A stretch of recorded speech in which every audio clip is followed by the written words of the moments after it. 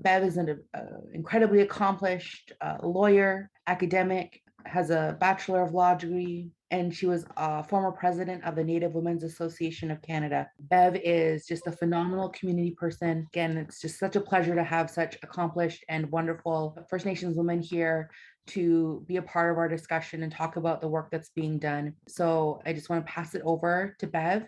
She's going to be sharing her screen and her slides, and thank Beverley for joining us this afternoon. Now, Courtney, for your introduction. It's good to see you. I'm just going to introduce myself in my language real quick. Scano Swagwego, Giaso Gwenkyuse, Ganyangihaga, Nyagwait Shaupda. Greetings of peace to all of you. Thank you for the opportunity to be here today. I am Mohawk Bear Clan from Six Nations, as Courtney knows, and really humbled, I guess. I've been out of the loop for a little while and dealing with my own personal traumas and losses. So this is actually one of my first presentations since coming back to work from medical leave and dealing with my own personal, like I said, my own personal traumas. But really happy that that you're gathering today. And I say that, the skills that I learned as the president of the Native Women's Association of Canada helps with that work. The experiences has been amazing, and I just want to share that with you. Started doing this work way back in 2002 was one of the first meetings I attended with mothers in Caldwell First Nations. And that was, around the fire outside and just conversation about what was happening and preparing for the World Conference Against Racism and writing a report that went to that conference at that time. And that was when I was hit with that realization that this issue of missing and murdered Indigenous women and girls and two-spirited and something that's so deep, and so having to know about maintaining that the strength and knowing that the spirits of those women who are gone are actually helping us today, and the reminders are there all the time. I wanted to share this a little bit more, even those that don't know me. I went through the list there a little bit to see who was on, and there's a few that I do know, especially here in my community, and those family members that I've had the privilege of knowing and meeting, and the helpers, those who are working for our families and with our families. But I wanted to share this because it's important to me about who I am. This visual is my late husband. So he died of COVID last March. So it's just coming up to his year already. So he was an artist, and he drew this when after a presentation that I did in Vancouver. And I was with my granddaughter, so she lived with us for a little while, and actually she still does. But even my role as a grandmother and my responsibilities, and it was during the full moon, and there was Grandma Moon there, and we were coming home. So I just want to share the story.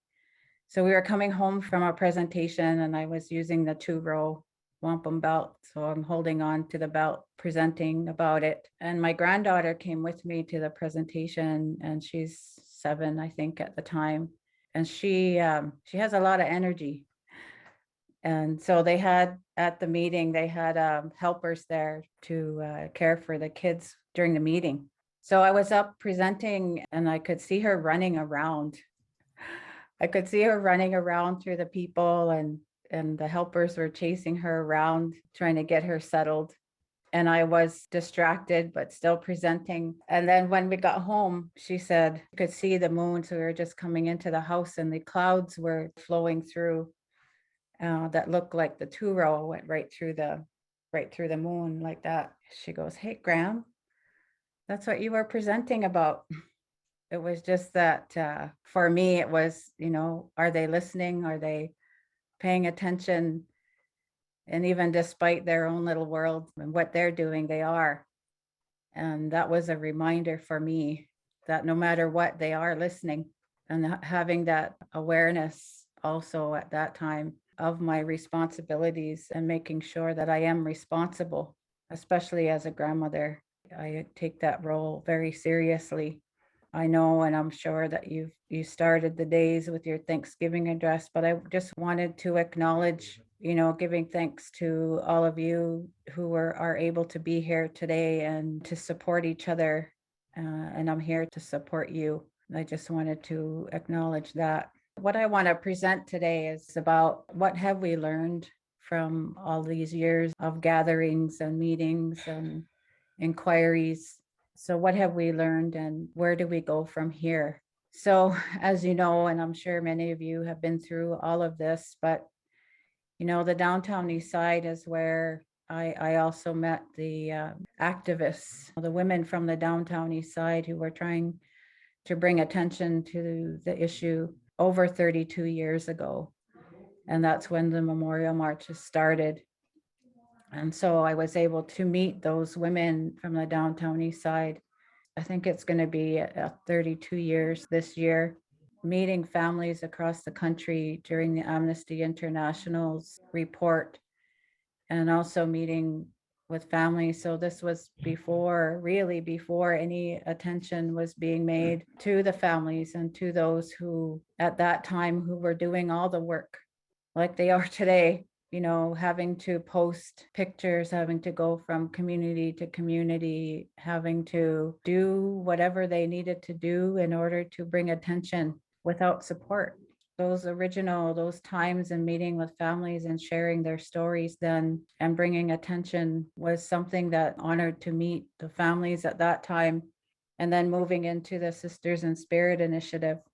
And again, more families coming, more families being acknowledged.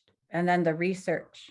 So the research side, more and more research being done in academia, in different spaces, academic spaces that were being done, and especially the PhD that was done by Marianne Pierce, and her research then was used by the RCMP in 2014, where they were then using that research in different ways.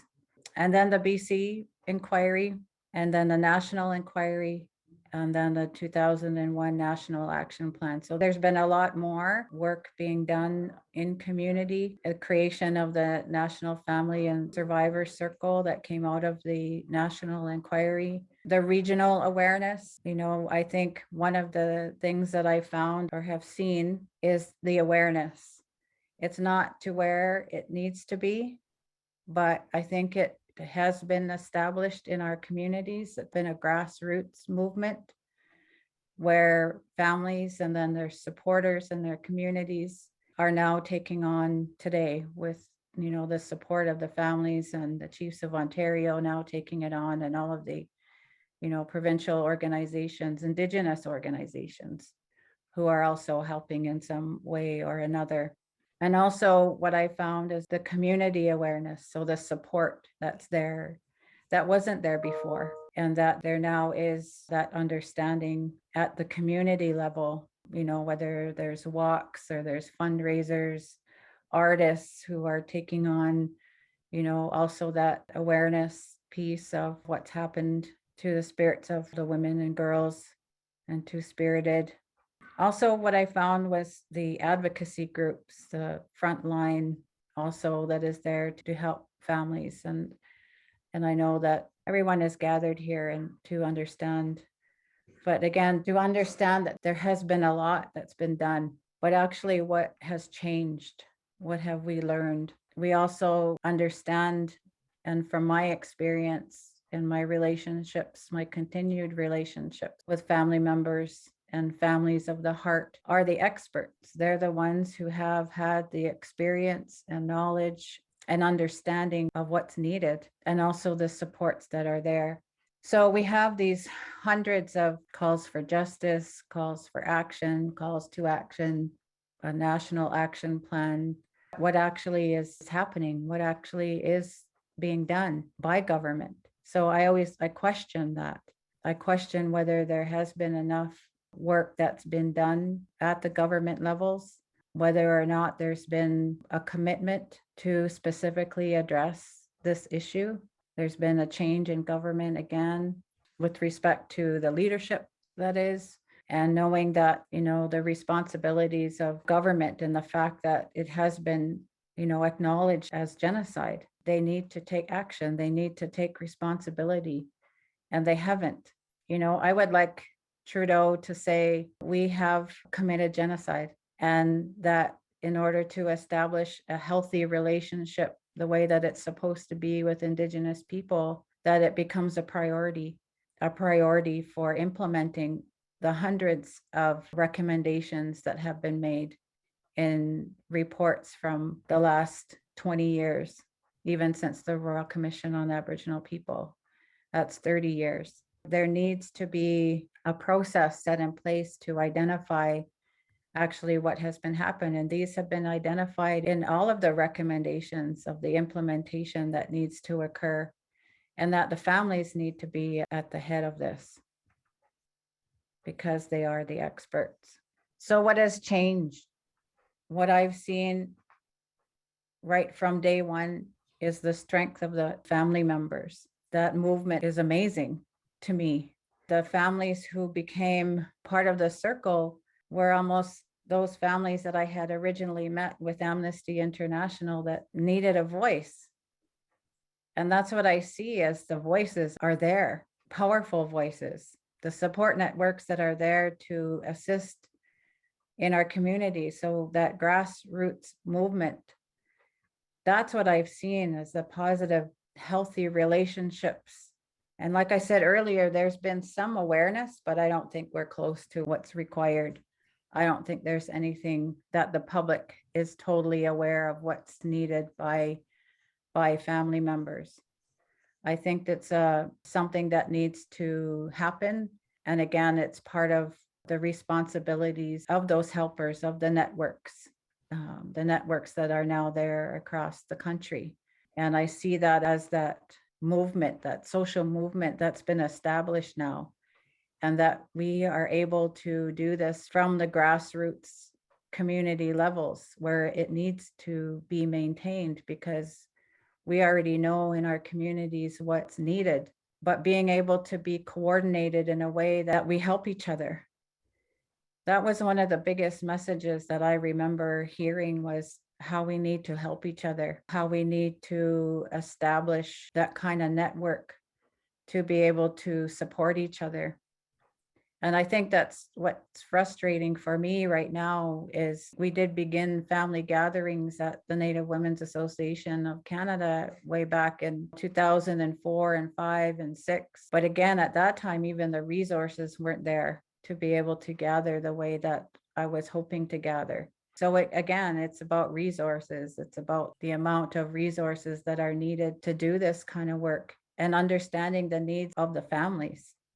Understanding what's needed for them on a daily basis, what's needed to provide that kind of love and kindness and compassion, and putting that into action on a national scale. And when I say national, it's different than, what people are used to. When we say national, we're talking about federal understanding. When I'm talking national, I'm talking about nationhood, that we identify through our nations as Anishinaabe, as Cree, as Mohawk, as Haudenosaunee, as communities that we come from, that we identify it through our nations, coming together and understanding it from that perspective, from that kind of nationhood.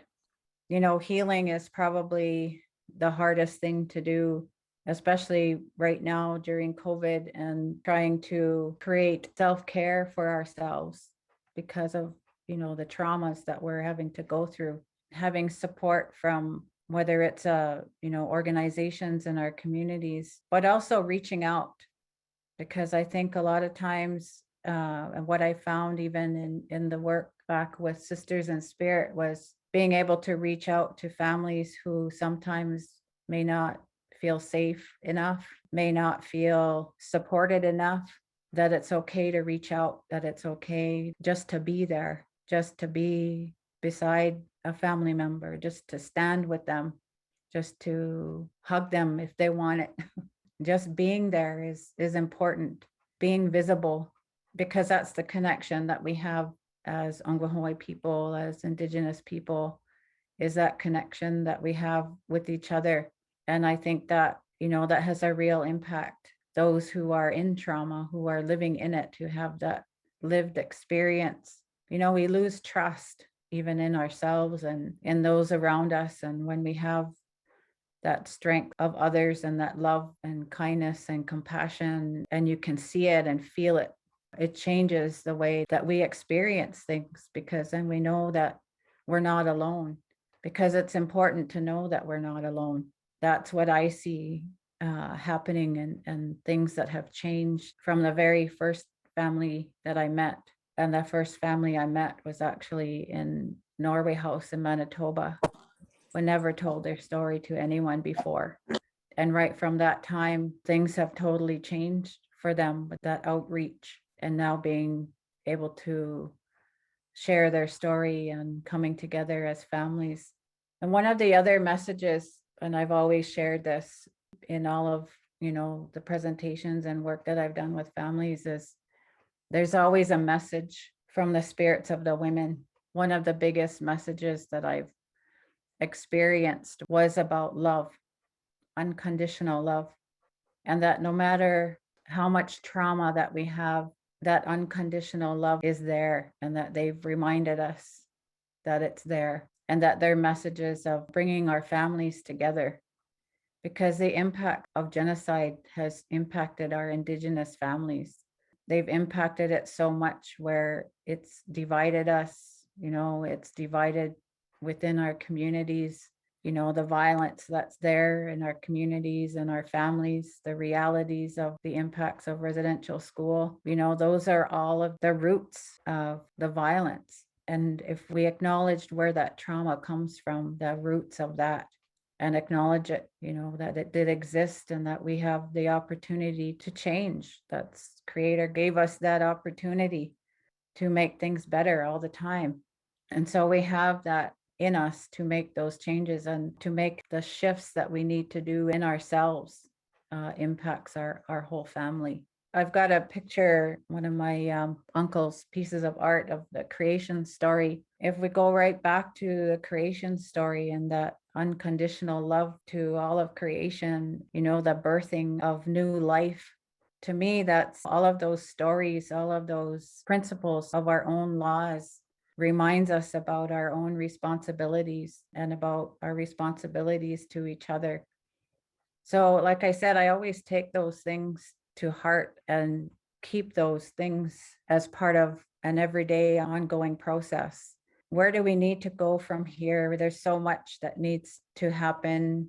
I think continuing to work together as families, communities, nations, and organizations, that needs to be an ongoing process. It's just a matter of how do we do that? A part of it is creating our own action plans. I find what my frustration and leaving politics is that sometimes government doesn't care. They're worried about their votes every day. So who's caring? Who's caring for us? We care for each other. I care for me. I want to be able to care for others, and I want plans developed to make sure that my kids and my grandkids and my community's kids are well for the future. Continuing to have these kinds of gatherings post-COVID, I just wish we were able to come together in person. To me, that this is the further disconnect now through this shitty COVID, that we need to find different ways of coming together. The continued advocacy, the continued awareness, all of this still needs to move forward and to continue the connections, maintaining those connections with each other and finding ways to do it. Because we all know that this hasn't stopped. We all know that there are still too many unresolved murders. There's still too many uninvestigated missing persons, too many unreported missing Indigenous women and girls. To me, this is the same statement I made in 2004. And now, almost 20 years later, it hasn't changed much. We're still having to deal with this genocidal processes and impacts as a result of those that are getting away with it. So what I was thinking was that there needs to be an organization. There needs to be a family-led national family charitable organization that's led by the families and created to work on a national basis. And like I said, national doesn't mean federal. I'm thinking national as nationhoods and community-based, so that there is a process or there is organizations nationally that's able to keep track of all of those inquiries, all of the recommendations, working with families, making sure that they're supported, the needs of the families are met. The needs of missing Indigenous women are different than those who have been found murdered. Who's on the police's back?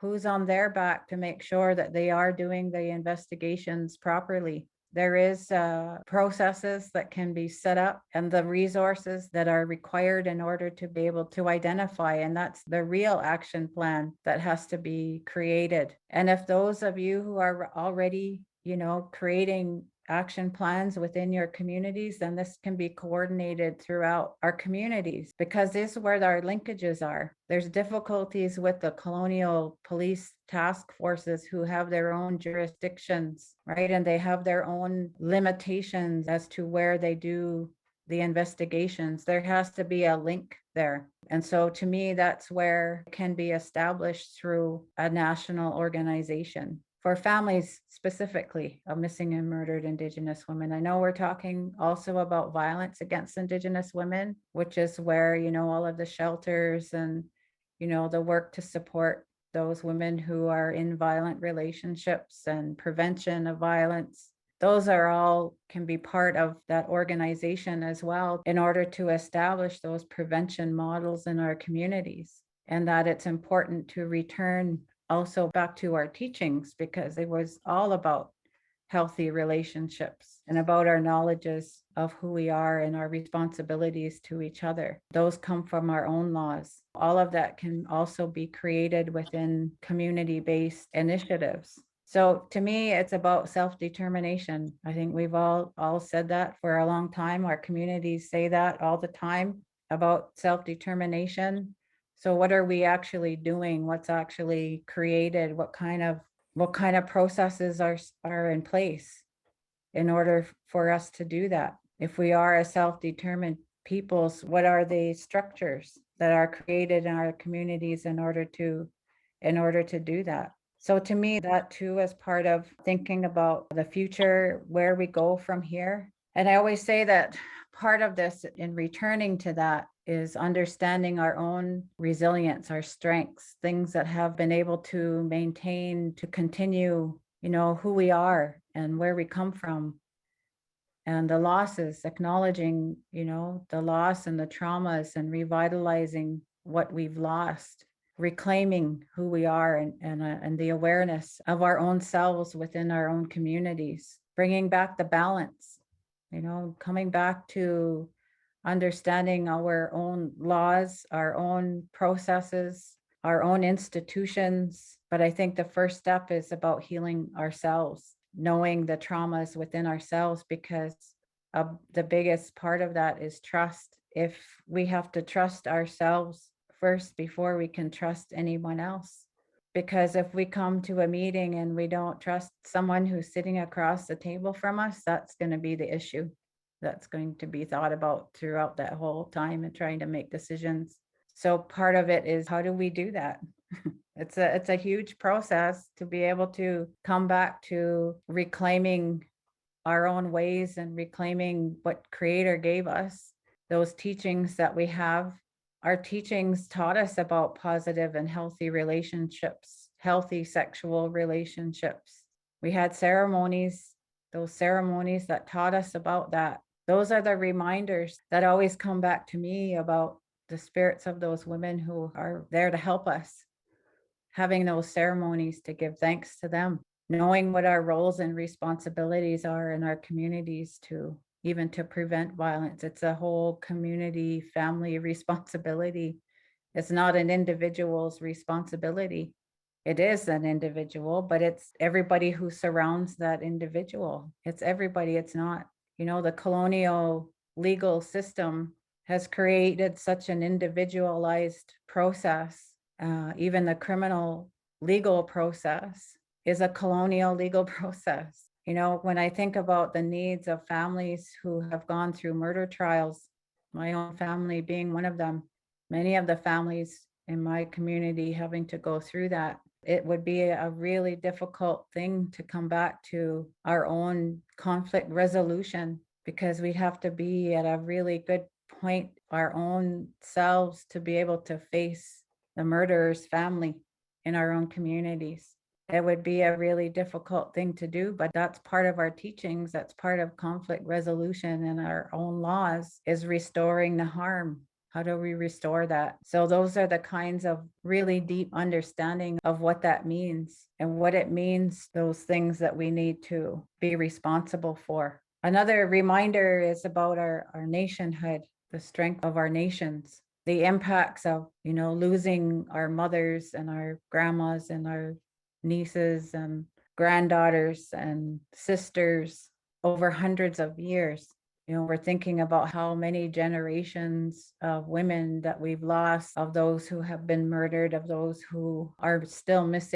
How do we revitalize that loss, those losses? It's putting it into the things that we need to do to strengthen our nationhood for future generations. How do we make sure our daughters are safe, our sons are safe?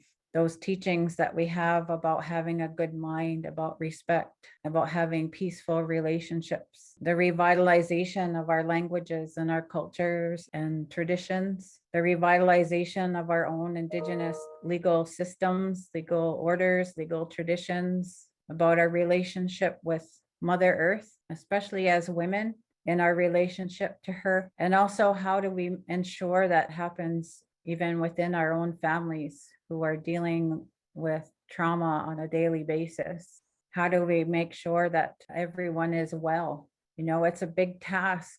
It's a huge task to do that, even just within our own families, the impact that we've had as a result of a genocidal system.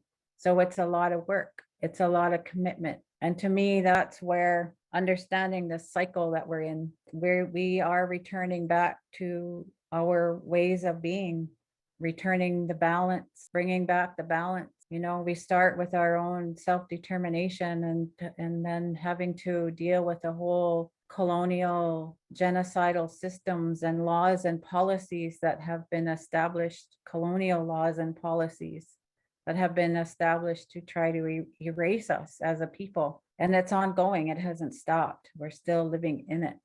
And so this is a constant cycle. And now we're grieving, we're healing, trying to restore our ways of being so that it'll come back full circle. Restoring that balance, to me, is one of the most important principles that we need to take as families, as an individual within our nations, in our nationhood. I think it's really important to acknowledge how all of this impacts every aspect of our life, whether it's socially, culturally, politically, economically, spiritually, mentally, you know, all of these right in the midst of it, right in the midst of a prophecy. So making a decision of where we're going from here is huge. And I always say it's about having healthy relationships with each other. That's always been our teachings about how to have those good relations, healthy relationships. One of the things that I found really powerful are rites of passage ceremonies that helps our young people to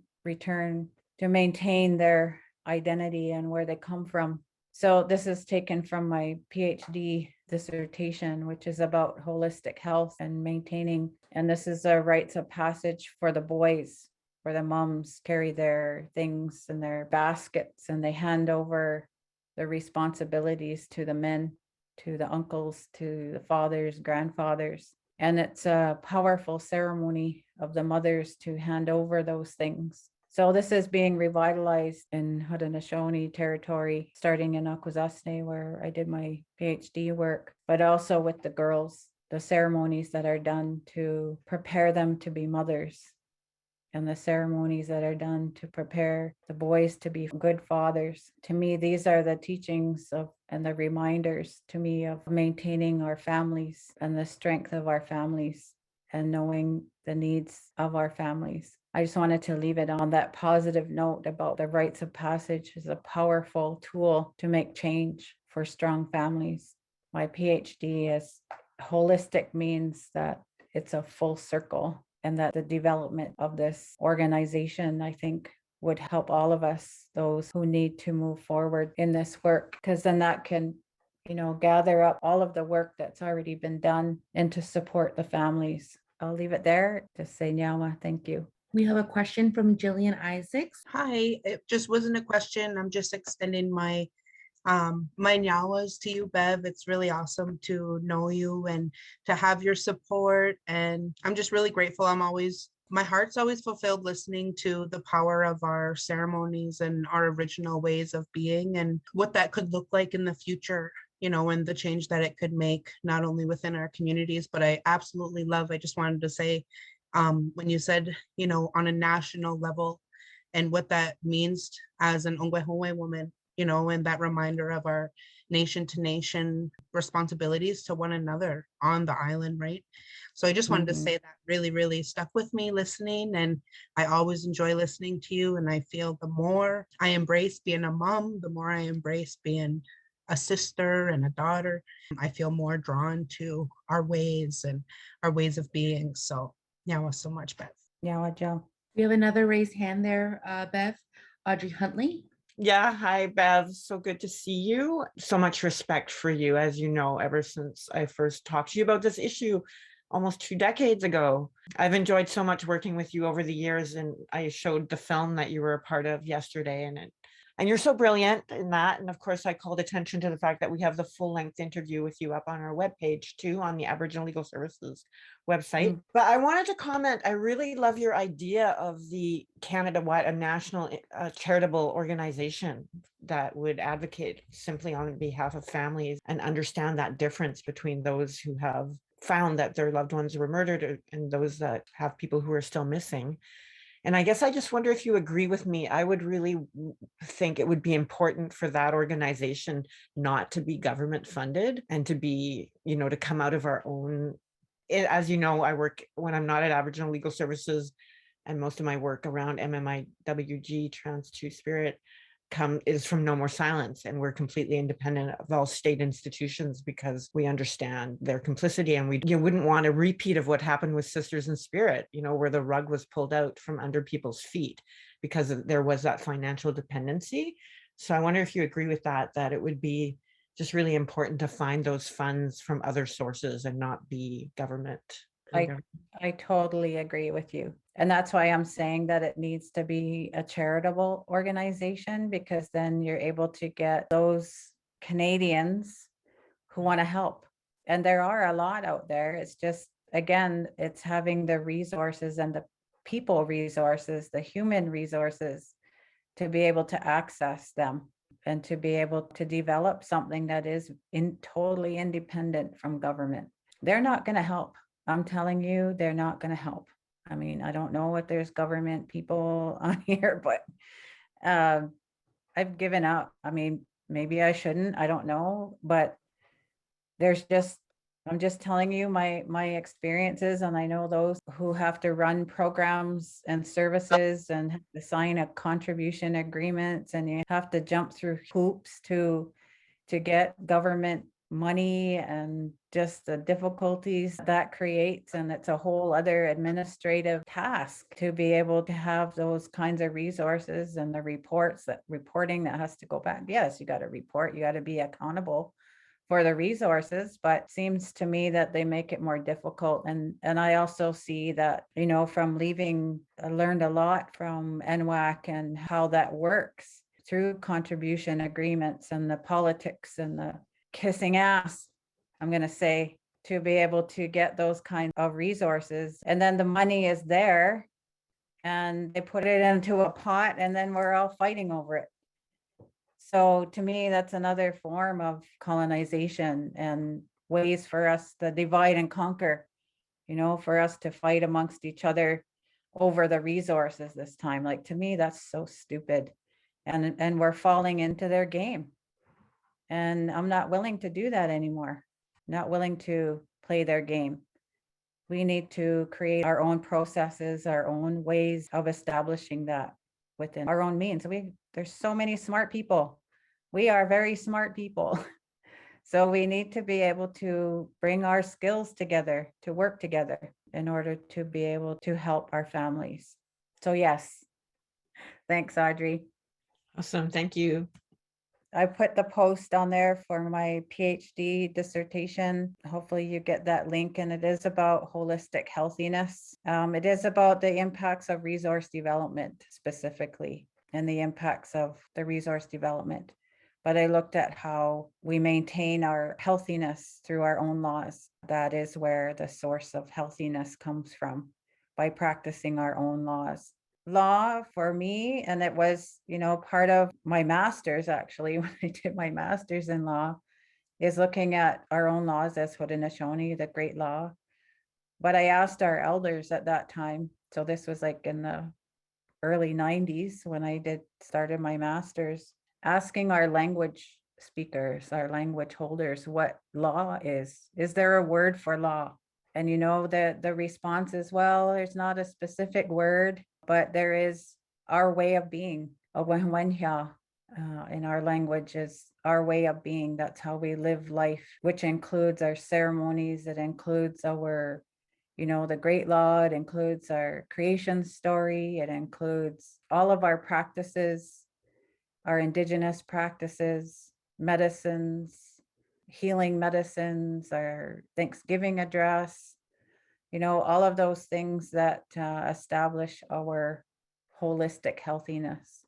And it was a message every knowledge holder in my PhD that I talked to, it was so repetitive, and it was amazing. And coming back to our knowledge holders and elders, consistency of their message. It's so consistent about their knowledge and where we return to and what we need to do, and returning back to our own ways, our relationship to all of creation, to our mother. To me, it's only natural that women are the natural leaders in our communities. I've always said that. And that being able to return back to our teachings also helps our men to be strong. It helps them to establish their strength and who they are as well. So like I said, it's all about balance, about returning, because our ways of being was always about balance and about returning to that. It's about unlearning and relearning. And again, this was a big message for me at one time. There's times where I have lost all hope in our men because of, the violence and, that cycle that also has happened to them. And and so there's always been messages, things that have reminded me, put some things back into my unlearning brain. Even our own laws teach us to unlearn those things that have occurred in our communities. And one of the biggest messages, I was in Victoria when the Moose Hide campaign, when it was launched. So I was there in Victoria when they launched the Moose Hide campaign. So that was the men taking responsibility for their own violence and for their own behaviors. And that was a big message for me, because that was a time when I had given up hope. I've never lost total hope, but just, at the brink of it. And that was the biggest message. And I cried in listening to, the men talking about taking their own responsibilities and acknowledging. And that was what he said, we've learned how to be violent, so we can unlearn to be violent. That was a huge message for me. It's in our teachings. It's in our teachings about Taradaho in the Great Law, about teaching our most horrific person to be a kind man and to be a leader. So, those teachings that we have are there to remind us about that change can happen, and that we have to support that, and it's our responsibility. Jen has a good question. If you were tasked with helping to address violence in your community, what would be your first steps in implementing action? I think the first thing is gathering like minds. If you're gathering like minds, I'm pretty sure there's a lot of people in the community who want to end violence in the community, and that there would be a lot of self-learning and self-unlearning that also has to happen along the way. And like I said, trust is the biggest, is the core, and it has to be the core of any of the first steps in implementing action. And trust, you have to trust yourself. And you have to be able to trust the people who are there with you. And if you don't, then that's the core. Then there's a process to us that has to establish that trust, so that if you're sitting across the table, you're not going to attack each other, because that's what happens, because that becomes your mirror, right? Because when we look at ourselves and we don't deal with what's happening to ourselves, and we have an issue with somebody else, that's probably something that we need to deal with in our own selves. But if there's an issue, then that is the issue that needs to be resolved with that person, or with those people, or with the family, or, whoever the issue is that needs to be addressed. And I'm going to say, in my own community here at Six Nations, there's a conflict between the elected system and the traditional government. And we know that it is the traditional government. That's the traditional government. But if there are certain issues that are occurring, and there's things that keep happening where leadership is not able to do what they're supposed to be doing, then that's the core of what needs to be worked out first. So if there's traumas there, then those traumas need to be addressed. We haven't dealt with the traumas in our community. We haven't dealt with 1924 and the core of what's happened. And I'm sure in every other community, there's something that has happened that has not been addressed. Those things need to be addressed and done in a healthy way, done in a way where we're not attacking each other, because that's not how it's going to work. It has to be a way where we are able to sit down and have the conversation, and have healers and ceremonial people, and those tears that have to happen, or whatever needs to be done to reclaim our strength, and being able to understand the core of why we're so mad, or why I'm so mad at you. Like, why am I mad at you? I don't know. I have to figure that out. I don't even know that myself. There must be something really deep and historical, because we also know there's historical traumas that aren't even ours, that we carry. And it comes out, we're a spiritual people. And when we carry those things with us, those come too. But being able to acknowledge it, and to accept it, and to really follow our teachings. So when we say that we have a good mind, what does that mean? When we talk about respect, what does that mean? When we have all of these really good words in our language, these really good principles of our own laws, how do we practice it? That's where our own laws come into place, is practicing those principles. And if it's difficult for us to do, then there's a lot of work that I would need to have to do in order to come to that.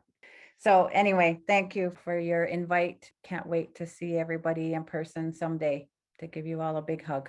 Nyawa. Thank you so much for your presentation, Bev.